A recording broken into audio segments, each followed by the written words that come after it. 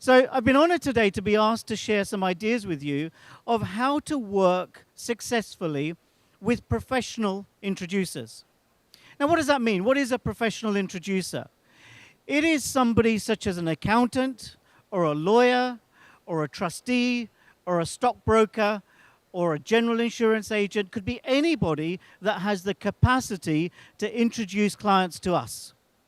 And that's how I've grown my business. That's how I reached top of the table within the first half of the year, not because I do prospecting by cold calling and looking for new clients, because clients are given to me. Isn't that a better way of working? That the client's phoning me saying, I want to do business with you because my accountant, my attorney is recommending that I should. Let me tell you, that's a lot easier than making 20 calls a day hoping to make an appointment. But here's my experience and observation of what happens when advisors meet these accountants and solicitors to generate and introduce a relationship, is that they concentrate on the benefits of working together. And sure, we should be doing that. But by just talking about the benefits of working together, what's happening is that we're missing the stuff that nobody talks about, that if you leave it on the table, the relationship won't start. You see, that introducer has fears. He has concerns that if he's going to introduce his clients to us, if we don't address those fears and concerns, forget it. It doesn't really matter how good the benefits are if we don't address the fears and concerns. Does that make sense? It's very much like talking to a client, really. So what I do is I put together an agenda for that client, for that introducer meeting. And I've written it up here. Apologies for the quality of my handwriting, but I will take you through that. And as we get into fears and concerns and benefits, there will be other words that I'll raise that you can write down too. So that's the agenda for this short session that we have. And I'm going to take you through the conversations that I would be having with an accountant, with an attorney. First thing I'll put on the agenda is introduction of him. Tell me a bit about yourself. What's your practice look like? How long you've been in business? What kind of clients do you currently deal with? I want to know that am I wasting my time talking to somebody that only works with, and there's nothing wrong with this, but for example, taxi drivers. He's an accountant that specializes in taxi drivers. I don't really want taxi drivers as my clients. This conversation won't go very far. Okay, so let's be very clear that just like we should be specializing, so do accountants, so do attorneys, specialize in particular sectors, and we ought to agree that those make sense to us. So introduction of the introducer, then introduction of ourselves. Who are we? Talk a bit about our background, our experience, the kind of clients we work with, before we then move on to what we could talk about together. Then I have a very interesting question, which I use both with introducers and with clients, which is, what has been your past experience of working with a financial advisor? It's a fantastic question to ask both an introducer and a new client. What has been your past experience of working with a financial advisor? Listen very, very carefully to the answer, because the answer is really telling you is what I want from you. Okay, it's a fantastic question. You ask that of a prospect, what's your past experience? He starts telling you all the things that went wrong in that relationship. That's what people tend to do, is they talk about the things that went wrong. And what he's really saying to you, make sure you don't make those same mistakes. It's a great, great question. I use it in every single meeting.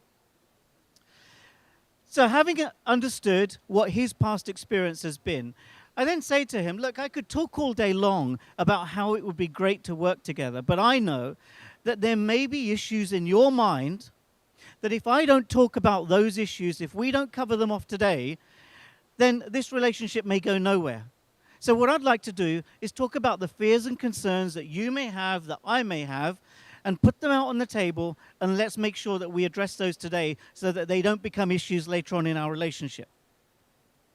So the first fear and concern that he has is trust and integrity. Okay, so you want to write that down? Under fears and concerns, the first one that we need to address is trust and integrity. How do we address that? is by talking about our credibility. Who are we? Or what do we stand for? And we need to do it from a position of self-confidence and self-belief. You see, if we don't believe we're good, nobody else will believe we're good. And I find that's a major problem, both in dealing with ordinary clients and with introducers, a lack of self-belief. At that point in time, we are the best advisor in the world. That's the behavior that we should be having if we want to generate a great relationship. His fear of trust and integrity, we have to understand we're asking him to risk his client relationship with us. And we must understand that. That if he's going to give us a client, he needs to know that that client is not going to come back and complain that why the hell did you introduce me to Bhupinder or anyone else. So he needs to have 100% trust and 100% faith. This is our opportunity. So I take with me some testimonials from existing clients.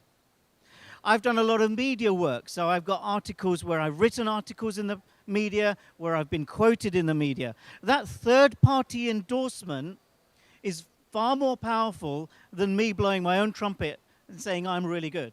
Let somebody else say it.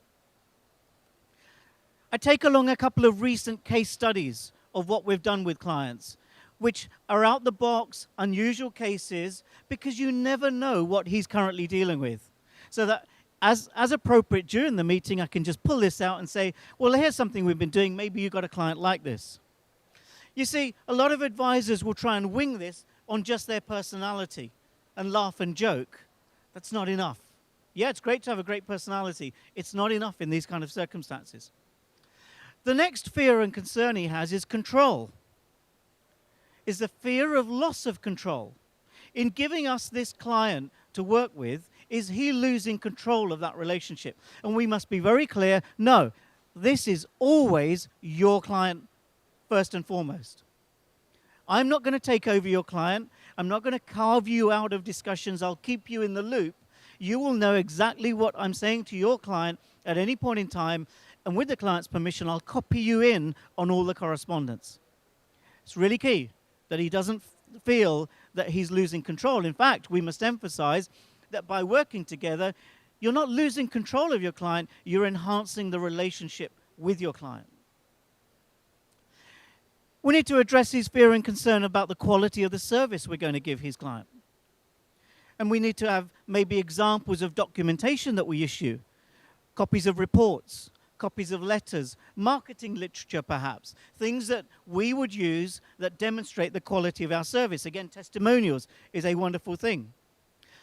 Let's talk about what's behind us. It's not just me. I've got a team behind me, which means that if I'm out speaking around the world, my business doesn't stop. There are other qualified people in my company that can continue to look after your client. So it's not just about us. It's about the whole back office system that we're going to be bringing to the table. Quality of service, maybe let's talk about some practice management ideas, things that introducer could use, things that we're using. So one of the best things I've used with introducers, and they absolutely love it, is exactly the same thing. If those of you who heard me speak before would have heard this, is that many advisors, when they're talking to a prospect for the first time, will say that the first meeting is free. Does anybody say that the first meeting is free? Or nothing. Most people say nothing about the cost or price of a first meeting. You're losing an opportunity to create value. So I actually say to a client or a prospect, when we're setting up a meeting, the first meeting is at my expense. Which it is, isn't it? There is a cost to that meeting, but it's at my expense and I'm willing to share it with you. I share that with accountants, solicitors, and now I notice they start to use that with their clients. So what are the practice management ideas that we learn at MDRT that we can share with them that they could then use with their clients? It demonstrates a quality of service. We could draw up an agreed service standards between us. We could agree that if you introduce a client within 24 hours, I will be in touch with your client, and a certain process that we will agree to follow through. Get both people to sign it. It's very powerful that there is a relationship being generated. His next fear and concern could be what I call consistency, congruency, and synergy. Similar words, but slightly different. So consistency, congruency, and synergy.